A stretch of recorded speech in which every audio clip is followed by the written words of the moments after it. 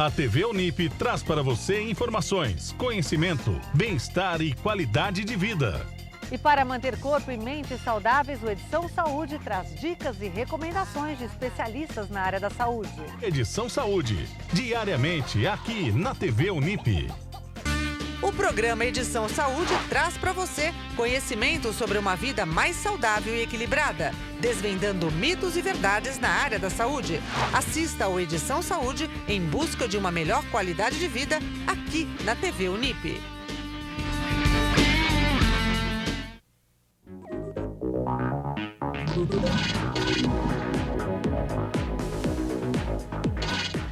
Quando se fala em consumo de água, você só consegue imaginar aquela que sai das torneiras e chuveiros de sua residência ou pensa mais além?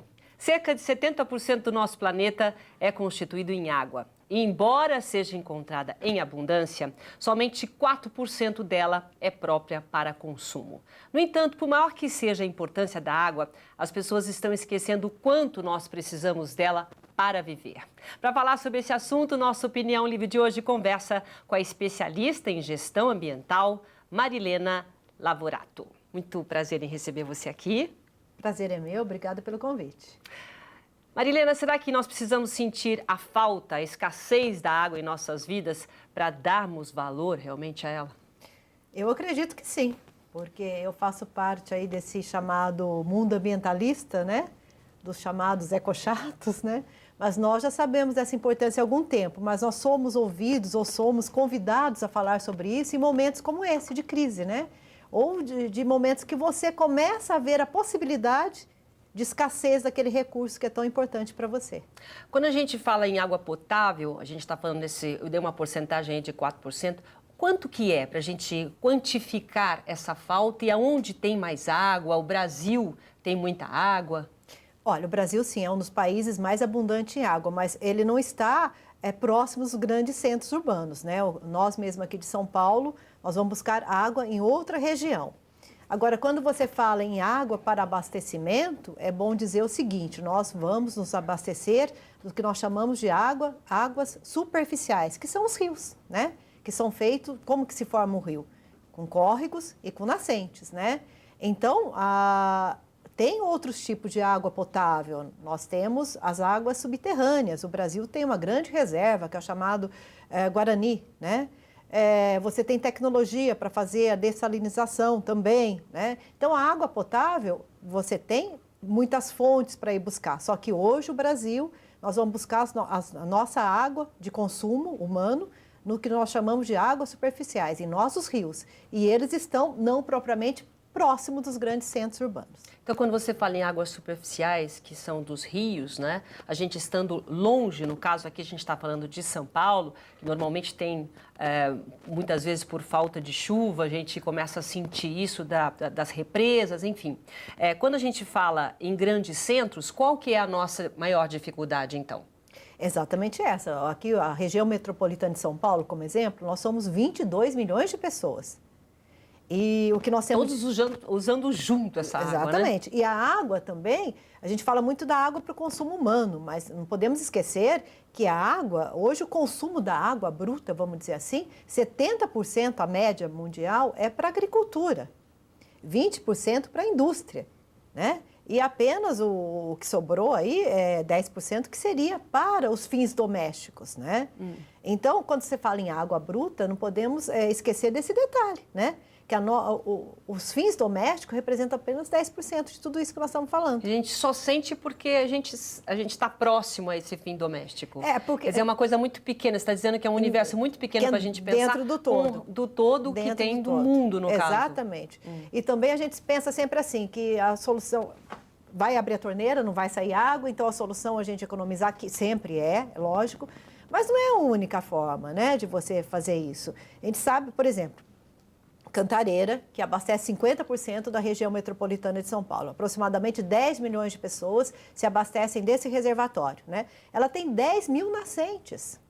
Quer dizer, não justifica o fato de muitas vezes ficar com pouca água, é isso? Não justifica o seguinte, o problema não está apenas no consumo, o problema está na produção dessa água. Né? 10 mil nascentes? 10 mil nascentes. É pouco. Não entendi. Então, deixa eu falar. Nós temos 10 mil nascentes, né, que formam os córregos, que abastecem os rios, que vão para os reservatórios e que chegam até nossas casas. Quando eu digo 10, e eram muito mais do que 10 mil nascentes, elas vão acabando, elas vão secando. Por que isso acontece? Onde estão as nascentes? Estão nas pequenas propriedades rurais. Então, é o chamado serviços ambientais. A nascente está numa propriedade rural, mas que ela vai engrossar um córrego, que vai engrossar um rio e que vai nos abastecer. A água que chega para nós aqui pela Cantareira, ela não é de São Paulo. Ela vem da região de Bragança Paulista, das cidades que é do sul de Minas. Então, às vezes, as pessoas falam, está chovendo aqui, por que está faltando água? A gente imagina que está chovendo que vai encher ali. Não é, mas é que é uma obra de engenharia, que traz água de lá para cá, porque nós somos 22 milhões de pessoas e aqui não tem água suficiente para nós. Nós vamos buscar lá. E essa água, ela vem de nascentes. E você disse, é muito, se é pouco? Eu acho que é pouco, porque era muito mais. E essas nascentes, elas foram secando. E por que foram secando, né? Isso, boa.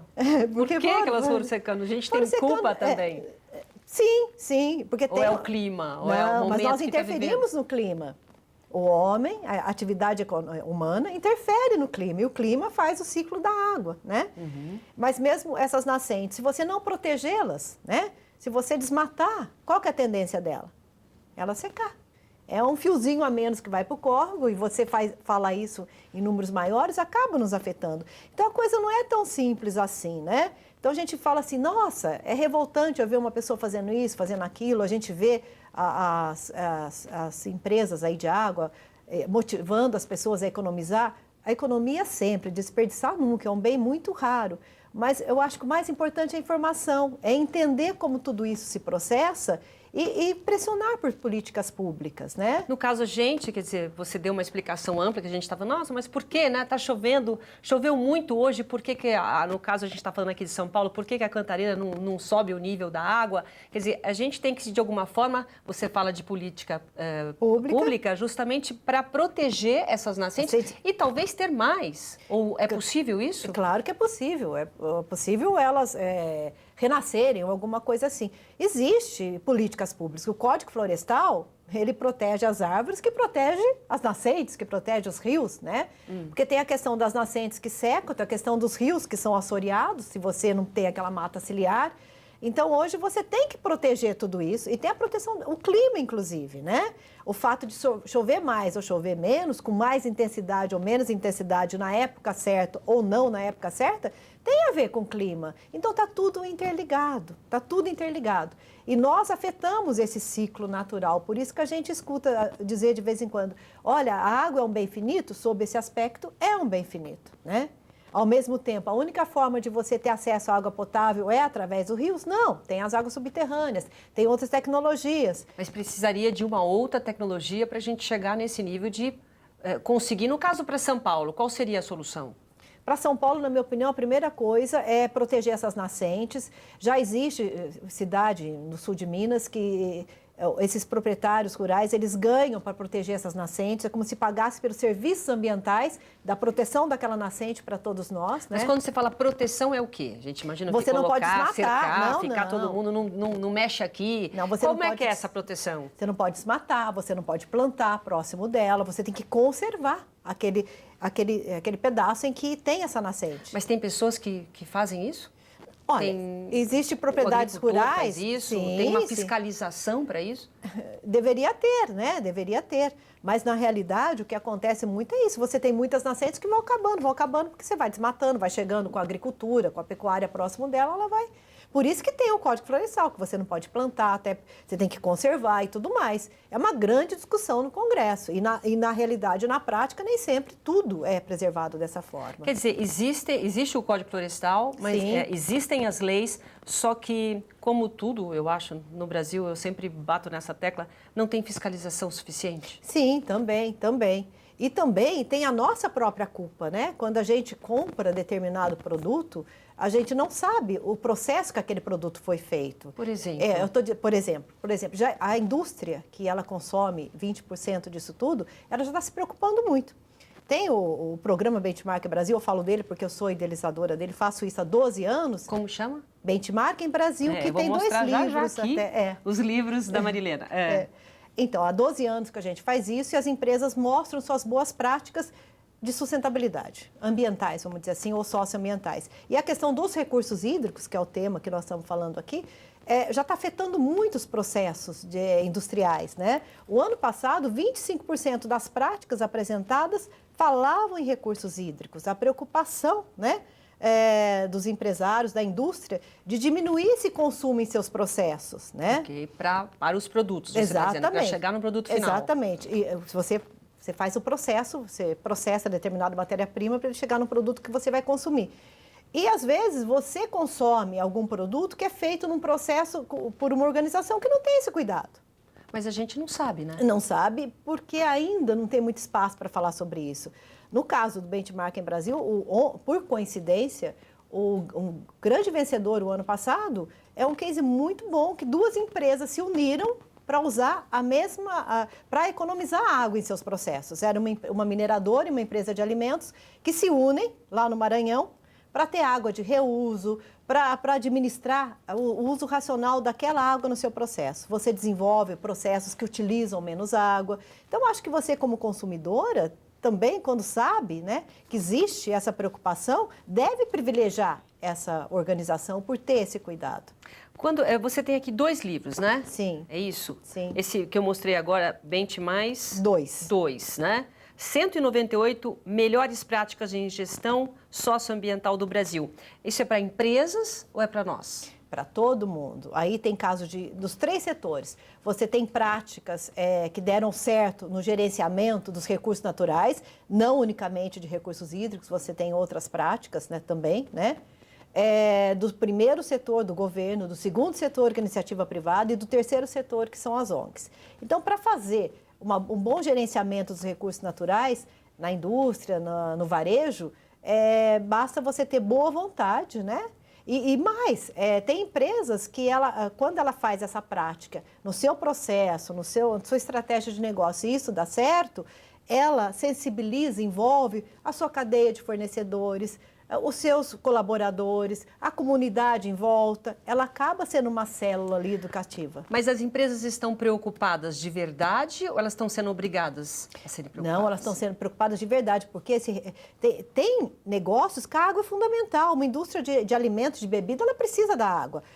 Uma indústria de geração de energia, a nossa matriz, mais de 80%, é hidroelétrica. Se não tiver água, você não tem energia, não tem quem move as turbinas. Tudo no escuro, é verdade? Então, é a matéria-prima dessas empresas. Faz parte do negócio delas. Se ela não preservar, o negócio não vai existir. Você fez... E esse outro livro aqui, esse é as 85 melhores práticas, você... De 85, foi para 198. Você foi para 198, quer dizer, quanto mais vai passando o tempo, mais vai se descobrindo o que pode ser feito? O ano que vem sai o Benchmarking 3 com aproximadamente 300 práticas de sustentabilidade, as melhores práticas de sustentabilidade do Brasil, né? Quase 200 empresas já estão fazendo isso, dos 3 setores, como eu te falei, né? Isso...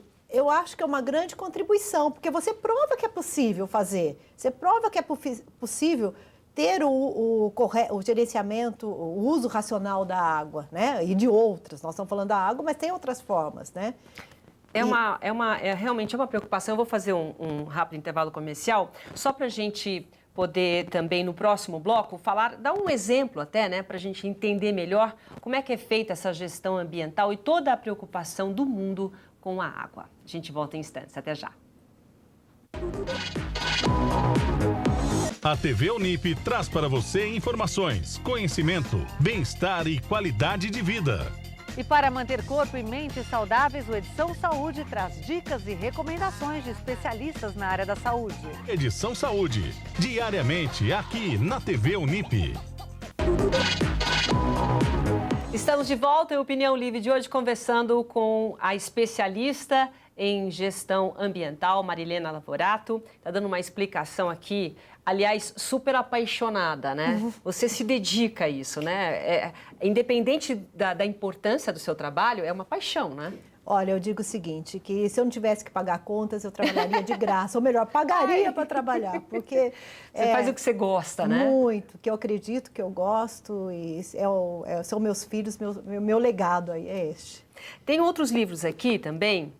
Esse aqui qual que é? Ciência e Tecnologia, Vetores da Sustentabilidade. Esse é mais recente. Mais específico? Esse é um pouco mais geral, falando do como a tecnologia e a sustentabilidade contribuem, né, para que a gente tenha aí uns avanços que necessitamos. Eu tenho um artigo chamado Cultura de Sustentabilidade.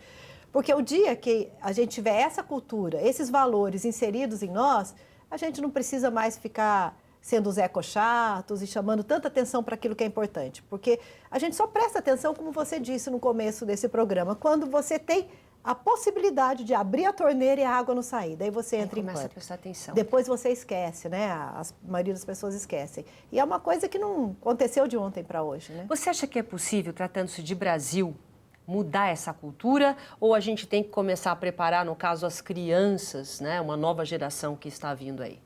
Eu não tenho dúvida que a criança é fundamental nesse processo, né? E como a gente sabe, cada geração sempre evolui em relação à outra, é o que eu espero.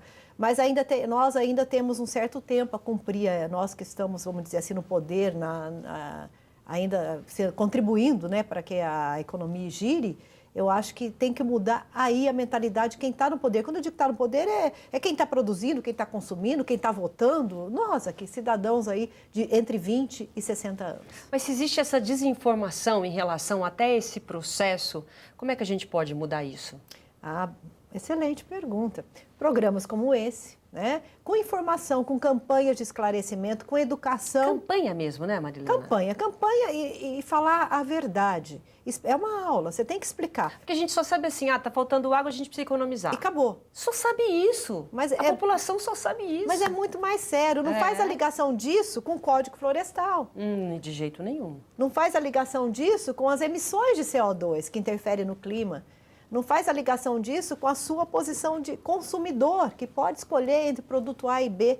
Não faz a ligação disso com a sua posição ou com o seu dever de cidadão, de exigir políticas públicas que preservem essas nascentes, né? O mais importante dentro, é lógico que a gente tem um pouco espaço de tempo para você colocar para a gente tudo o que seria importante. Mas o que é o mais importante para as pessoas começarem a mudar essa cultura e a mudar o pensamento? Informação. Então dá uma para nós importante. Bom, o que eu acho mais importante é o seguinte, que a água é um recurso finito, que nós interferimos no ciclo da água, né? E que a gente precisa, assim, desesperadamente de políticas públicas de qualidade. Né? O que seria uma política pública? Essa do pagamento pelos serviços ambientais para a proteção das nascentes é uma delas. Outra a pessoa receber para proteger. Exatamente. Ok. Exatamente. Outra também, se você quiser trazer para o nosso cotidiano aqui, nós estamos na cidade de São Paulo, né? Deveria haver uma política assim, todo prédio novo, ou os antigos, tivesse um tempo para colocar relógios individuais, né? Porque hoje os prédios têm um relógio único. Porque a gente não tem a menor noção, né? Ainda mais condomínio. Você não sabe quanto que você gasta. Não. Não é? Você fala, mas eu não vou tomar banho, vou demorar para tomar banho. E os vazamentos que ninguém consegue? Ninguém presta atenção em vazamento, né? Quer dizer... É outra coisa, a rede de distribuição também. A gente sabe que a rede de distribuição, porque a água é gerada, né? Como eu falei, nas nascentes, córregos, vai para o reservatório, depois ela vem para... Tem uma rede que traz isso entre nós. Essa rede tem uma perda entre 20% e 30% também. Tinha que ter melhor qualidade dessa rede de distribuição. Antes de chegar na tua casa, já está perdendo, não é verdade? Os prédios tinham que ter captação de água da chuva, porque chove, você pode captar aquilo e usar para lavar calçada, para descarga. Você não precisa de uma água tratada de qualidade para isso, não é verdade? Como, por exemplo, estão fazendo com a energia solar, você... A energia eólica, que você acaba distribuindo, você mesmo gera e depois aquilo que é o excedente você joga na rede, né? Isso poderia fazer com a água também. Pode fazer com a água. Se todo mundo captasse a água da chuva, o excedente você pode jogar numa rede, desde que tenha essa rede para voltar de novo para a população, né? Então, acho que as políticas públicas teriam um ganho mais efetivo. A economia sempre, que você tem que ter respeito com aquilo que, se faltar... É um caos, né? Eu não imagino a vida sem água, você imagina? Não imagino sem água. Tem mais um aqui só para a gente mostrar. E esse aqui? Essa é uma revista que é do programa Benchmark em Brasil, que certifica os detentores das melhores práticas de sustentabilidade. E aí tem as empresas dos 3 setores, como eu disse para você, que inclusive, por uma coincidência, em 2013, que ficou em primeiro lugar